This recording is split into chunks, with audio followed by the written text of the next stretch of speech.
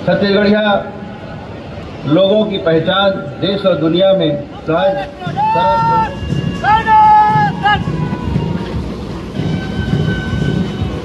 Parade का नेतृत्व कर रही हैं श्रीमती देवकी वर्मा जी, रक्षित प्रेक्षक उप निरीक्षक इंदिरा वैष्णव। इसी प्रकार 14वीं वाहिनी सशस्त्र बल धनोरा का दस्ता संप्रभुता राष्ट्र की रक्षा के लिए संकल्पित ये मार्चिंग दस्ता सलामी मंच से गुजरता हुआ ठीक पीछे आप देख कर रहे हैं 21वीं वाहिनी सशस्त्र बल का दस्ता। यह दस्ता सलामी मंच से गुजरता हुआ मानवता, स्वतंत्रता, निष्पक्षता के सिद्धांत को आत्मसात करते हुए रेड क्लास आदर्श कन्या उच्चतर माध्यमिक विद्यालय का मार्चिंग दस्ता कमान संभाली है कुमारी जिग्रा खान। और आप देख सकेंगे अगला दस्ता सलामी मंच से गुजरता हुआ कुमारी गीतिका साहू के मुख्यमंत्री आवास योजना के तहत लिया है।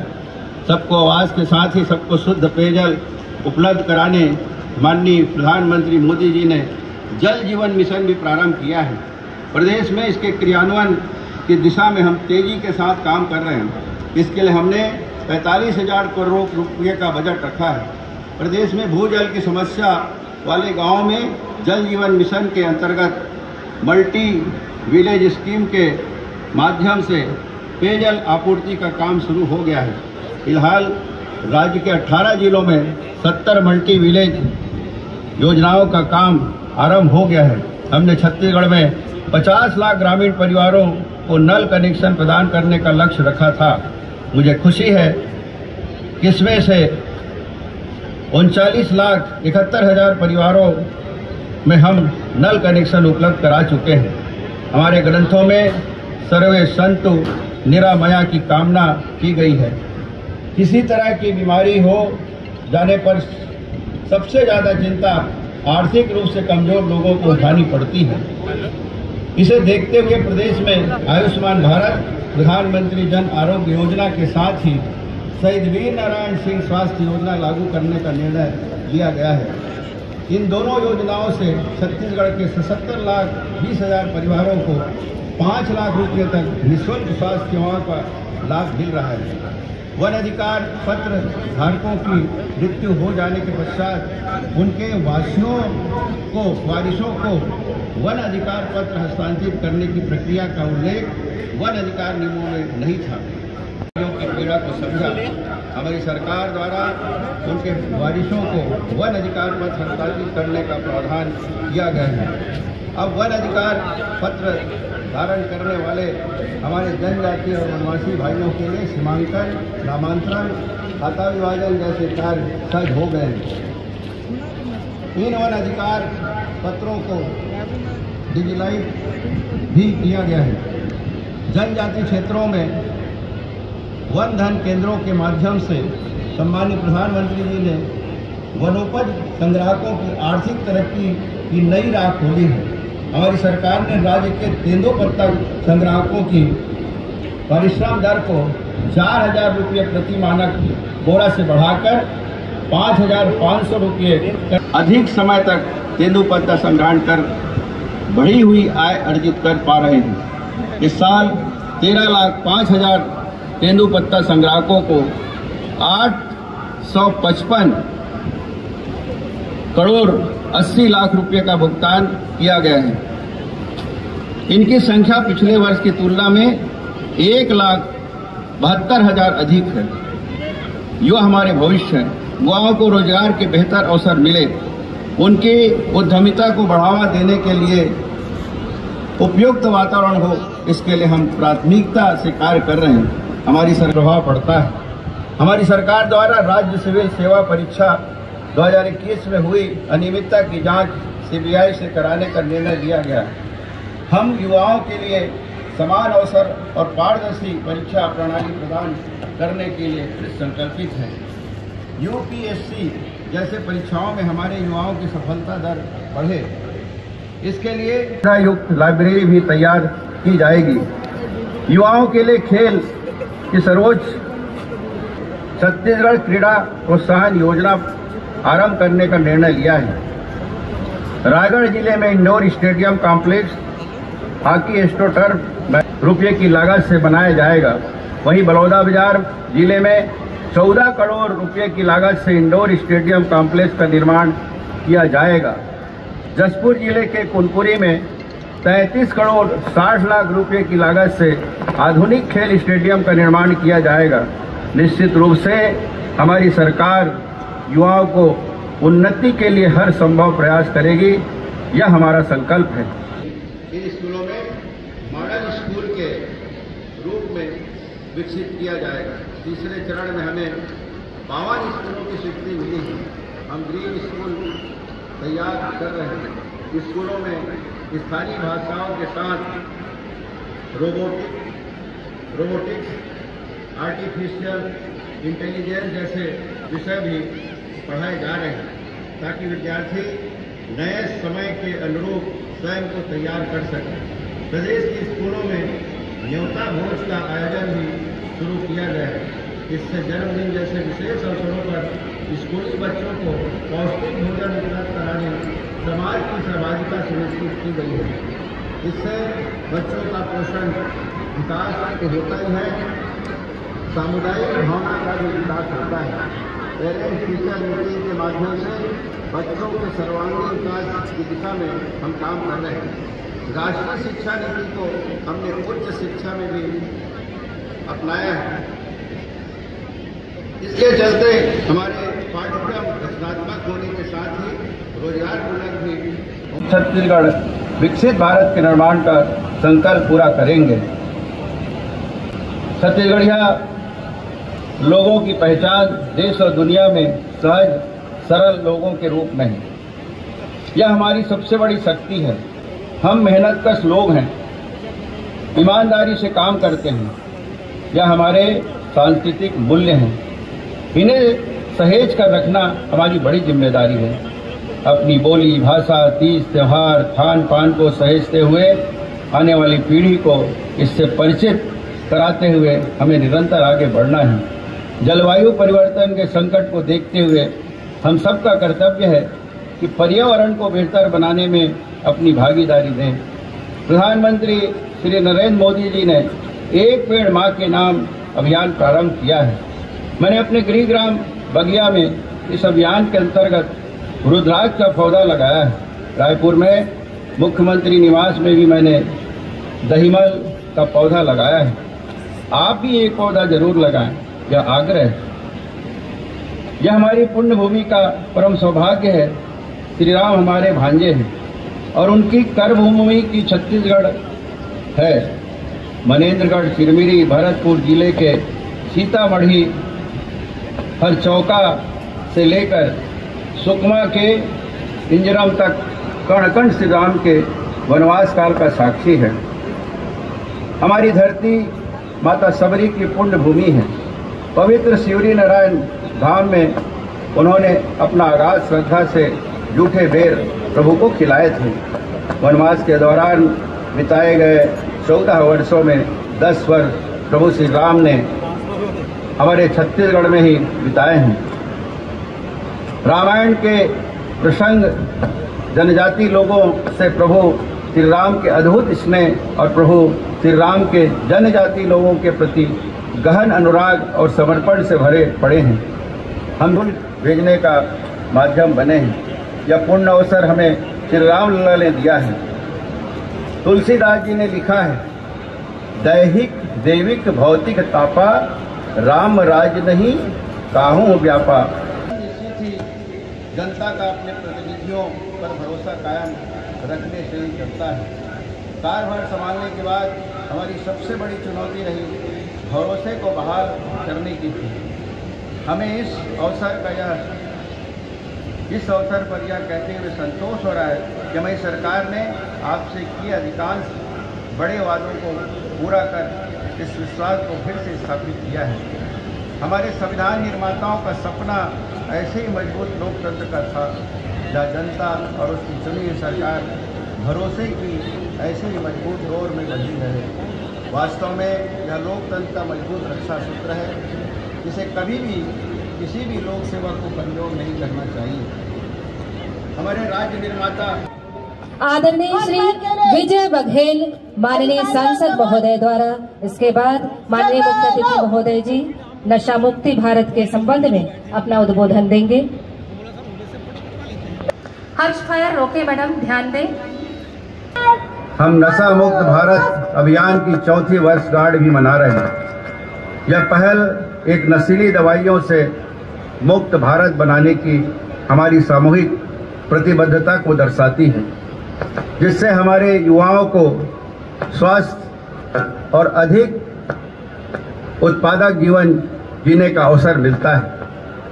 11.22 करोड़ से अधिक लोगों तक पहुंचकर NMBA एक जन आंदोलन के रूप में बदल गया है, जिसे 3.54 लाख से अधिक युवा और 2.35 लाख से अधिक महिलाओं का समर्थन प्राप्त हुआ है। इस शुभ अवसर पर मैं सभी युवाओं और महिलाओं से आग्रह करना चाहूंगा कि जिसके पास हमारे भविष्य को एक विकसित भारत के रूप में आकार देने की क्षमता है, वे इस अभियान का नेतृत्व करें और इसे सफल बनाने के लिए जमीनी स्तर पर सक्रिय रूप से भाग लें। देश के जिम्मेदार नागरिकों के रूप में आइए हम सभी नशे की बेड़ियों को तोड़ें और NMBA वेबसाइट पर उपलब्ध ई-प्रतिज्ञा पत्र पर हस्ताक्षर करें और प्रमाण पत्र डाउनलोड करें। मैं यह कहकर निष्कर्ष निकालता हूं कि हमें सभी को एकजुट होकर एक ऐसा भविष्य बनाना चाहिए जहां हर नागरिक नशे की बुराई से मुक्त होकर फल फूल सके, जिससे सभी के लिए नशा मुक्त भारत सुनिश्चित हो सके। बहुत बहुत धन्यवाद। 3 चरणों में होगा। तीसरे चरण में जब राष्ट्रगान की धुन पूरी बजेगी, यहाँ उपस्थित समस्त जनों से, सम्मानित अतिथियों से मैं अनुरोध करूंगा अपने अपने स्थान में खड़े रहकर राष्ट्रगान को पूरा सम्मान देंगे और पुलिस के जवान सैल्यूट की मुद्रा में रहेंगे। तो लीजिए हर्ष फायर का बहुत ही आकर्षक मुजाहिरा।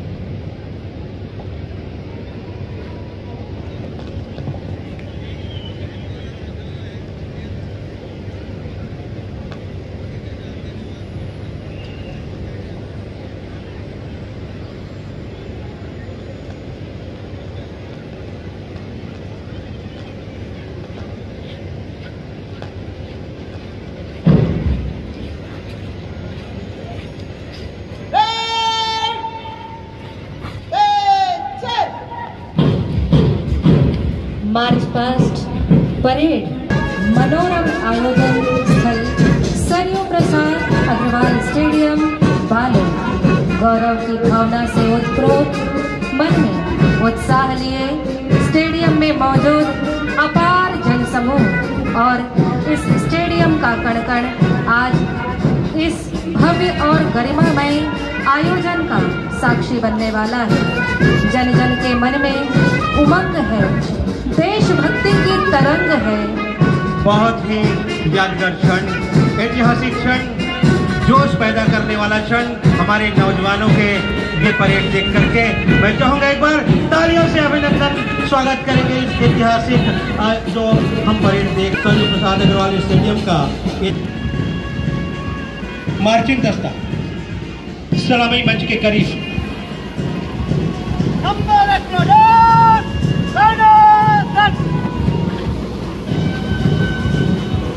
परेड का नेतृत्व कर रही हैं श्रीमती देवकी वर्मा जी, रक्षित रक्षक उप निरीक्षक इंदिरा वैष्णव। इसी प्रकार 14वीं वाहिनी सशस्त्र बल धनोरा का दस्ता संप्रभुता राष्ट्र की रक्षा के लिए संकल्पित ये मार्चिंग दस्ता सलामी मंच से गुजरता हुआ ठीक पीछे आप देख कर रहे हैं 21वीं वाहिनी सशस्त्र बल का दस्ता।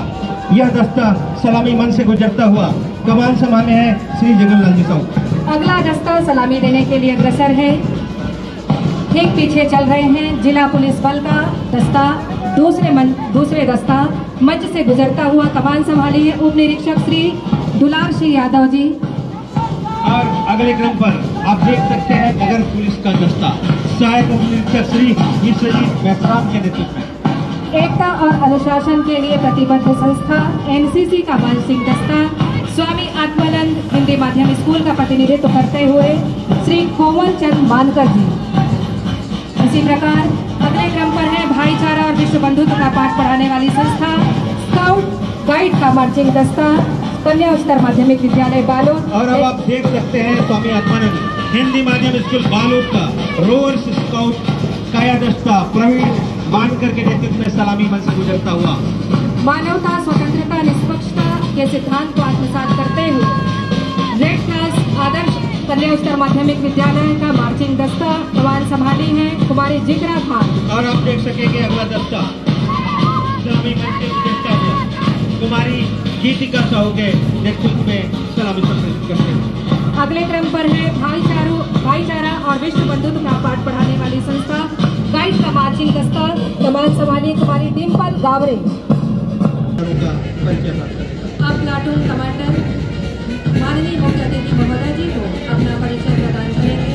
सम्मानित मुख्य अतिथि महोदय जी परिचय प्राप्त करने के लिए